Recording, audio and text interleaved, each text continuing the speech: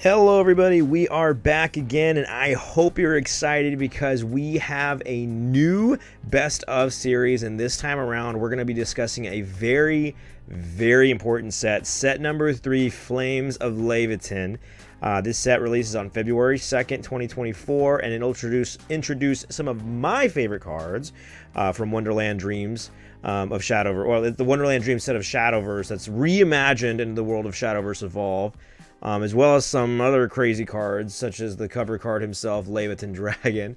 In this series, though, I'm going to be doing things a little bit differently than I did in my Best Of series for Reign of Bahamut. So instead of separating the cards I discuss in these videos by each class having their own video, instead, I'm going to break down all the cards I feel are going to be the best pickups for each class, both past and present.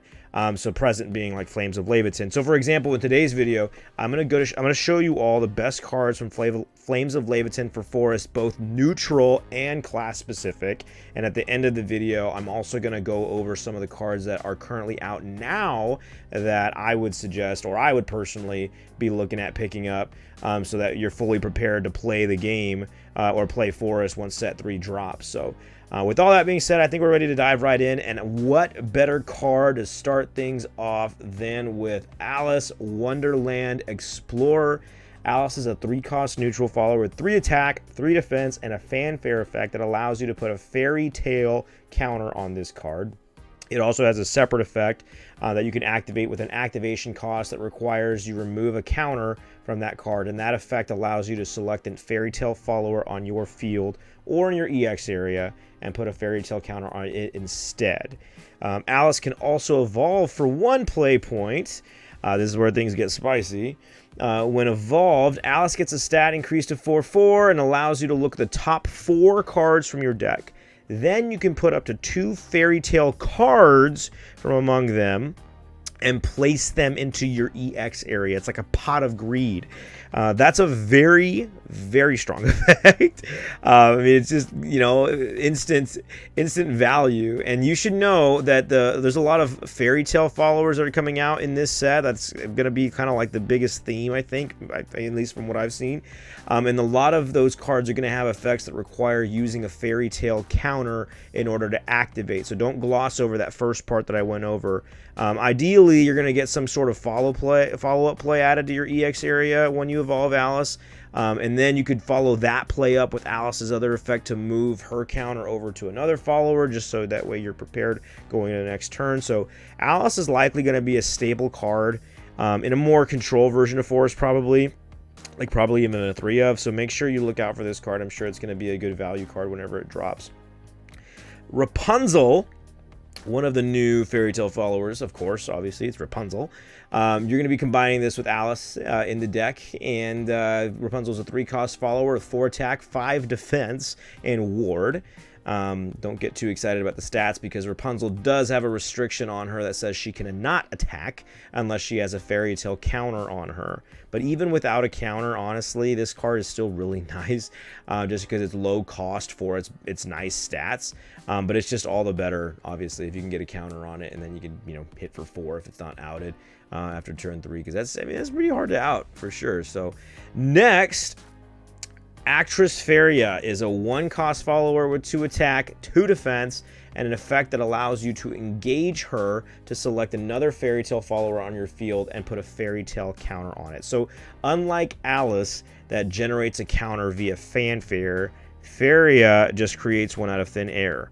So outside of that, that's already really good, but outside of that, her stats match Goblin, so I think it's safe to say she's going to be pretty much a staple 3 of. I'm pretty sure in all forms of Forest, this card itself is going to be a 3 of, absolutely. And me personally, I can't wait to pull premium rares of this card. I really like premium rares in this game a lot. They're beautiful, and this is one that I want a playset of immediately. Moving away from neutral cards, we have Woodland Band. This is a 1-drop fairy tale amulet, so it's a fairy tale card still, that has a fanfare effect that lets you look at the top 4 cards of your deck and you put a fairy tale follower from among them into your EX area. So it's just like basically draw a card, more or less. You can also engage this card and send it to the cemetery to select a fairy tale follower on your field and put a fairy tale counter on it. So this will likely replace cards like Harvest Festival as your main 1-drop amulet, because this helps you get your followers' effects off, and it more or less gets you that draw card that Harvest Festival will do it anyway because of its own effect. So it's a great card. It's definitely one of the best cards Forest is going to get in the new set for sure. I think this is going to be, once again, another 3 of. This next card is also going to be for very particular kinds of Forest decks, but Tweedle Dum. I love this card here. Is that the next? Why do I have it as the art? But I don't know. Anyway, Tweedle Dum. This is a 2-drop fairy tale follower with 2 attack and 2 defense, and can evolve for 1 play point, in which case it gets the very fancy effect that allows you to look at the top 4 cards of your deck, reveal a 1 play point card from among them, and put it into your hand. So as we all know, Forest likes to see low-cost cards as a means to help them combo. So Tweedle Dum really helps with that kind of strategy, staying consistent. You can even go back to adding cards like Actress Faeia, for example. You can add cards like Woodland Band that we already went over. So yeah, I think that card is probably gonna be for maybe more particular kinds of Forest decks. But yeah, I mean, Tweedle Dum, very nice. So look out for that one. Next is Magical Fairy Lilac. There we go. Now we're back to the regularly scheduled programming. Magical Fairy Lilac is a 3-cost follower with 1 attack, 4 defense, and this has an effect that allows you to engage the card as a cost and put a fairy tale counter on it. Then separately from that, you can activate by playing 1 play point and removing a fairy tale counter from the card. Select an enemy follower on the field and destroy it. So it's like a non-quick play spell that just outs any follower, but it's also a body, so this is, I think this card's really solid. I doubt, maybe it's more of a tech choice. I don't know if you'll play it in every single deck, but it's certainly one, if you're playing Forest, consider this in your deck, especially if, depending on your locals. Maybe you have locals where you got a lot of drag and there's a lot of big bodies you can't deal with. This helps a lot, so I would look out for that one. Flower Princess. This is one of the best cards in the set for sure. It's a 2-drop follower with 2 attack, 3 defense, and a fanfare effect that says put a fairy token into your EX area. I was about to say fairy tale. Combo 3. So if this is the 3rd card you played or more, put a fairy tale counter on this card. Then you can activate this card by engaging it, remove a fairy tale counter from it, and select an enemy follower on the field and deal it 3 damage. I imagine, this is played a lot in Forest decks, like in this format. I imagine it's just maybe mostly because it's like just a really solid card, like it 2-drop, 2/3, that's pretty decent stats. Plus it's almost a plus because you get the fairy token and whatnot, but you have the flexibility to also deal 3 damage to a follower. So yeah, this one will be a good one. It's only a bronze. I think this is going to be a beautiful premium, personally. Can't wait. And then lastly, I don't know why Shadow card does not have the picture to Beauty and the Beast yet, but it is a beautiful card, and it's going to be one of the absolute best beastly cards.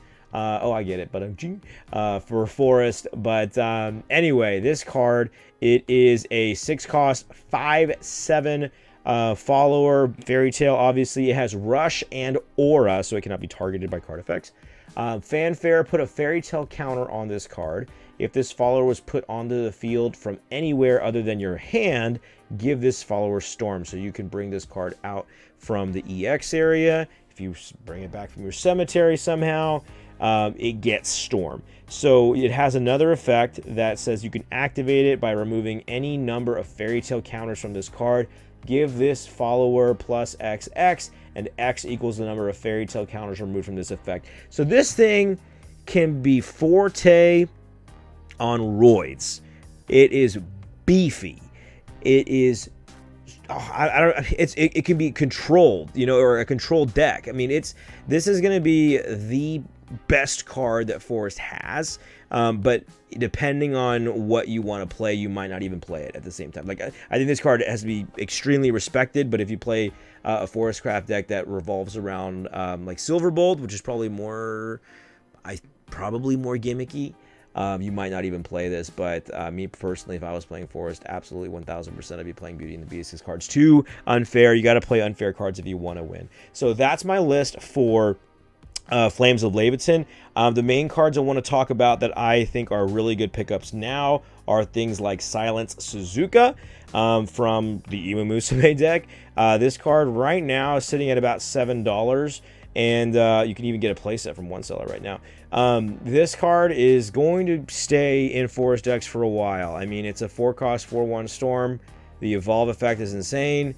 And yeah, I mean, it's a card that like, especially if your opponent is drawing slow, they really have to respect this card. So I would be getting, like, I would just make sure I have a playset on standby ready to go right now of this card. And if you want to flex, maybe get the SP version if you're if you got the cojones for it. I personally really like Marvelous Sunday. I think this card is great, especially the foil. The cards that I'm going to show you, besides like Silence Suzuka, I think are all foils. But yeah, Marvelous Sunday as a foil, I would get that. You see right now it's like a few bucks. In certain decks, like if you play like a Silverbolt version of Forest, this card is fantastic. You have a lot of cards, a little 1-drop, so you want to bounce back on the 2 health. It doesn't seem like a lot. Honestly, I didn't think it was a lot whenever the card first came out. I was like, you know, is it really worth it? I don't think so. It matters. I mean, the 2 health actually matters a lot. So I think this card is fantastic, and I would make sure I have a play set just so I have the flexibility to play it whenever Flames of Laevateinn drops. Same for Aishin Flask, another Uma card. I think that you should get the foil one as soon as possible. Right now it's super duper cheap because it's a promo in, Uma, like the box, and then also the Series 3 promo from your local tournaments and whatnot. So this one's probably going to stay cheap for a while, but you know, I would just make sure you have one, like you have a set handily or readily available, because I think that this card is also really good tech choice for Forest. Absolutely. This is probably the biggest one I want to make sure you guys stay on. Rose Deer is going to be a 3 of in nearly, I think, every version of Forest. This card is going to be played at 3. It's a great card. In terms of the foil, it's only $2. I will probably buy my set this evening. But yeah, you only got a couple left at a couple bucks before it quickly turns into like $4, you know. So I would make sure you have a play set of the shiny foil ones.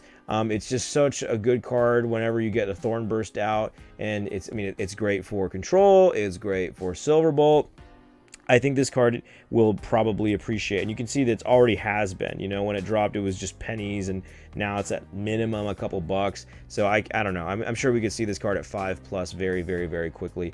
And then last card I want to talk about is just Ancient Elf. I think the SL is actually a pretty decent price right now at around 11-12 bucks. This card will probably remain to be a 3 of as well in most Forestcraft decks. I think the regular card, or the regular version of it, is only like $1. Let me see here. Let's see, Forestcraft. Yeah. Whoa! Wow! Oh, that's SL. Yep. Here we go. It's only a couple bucks.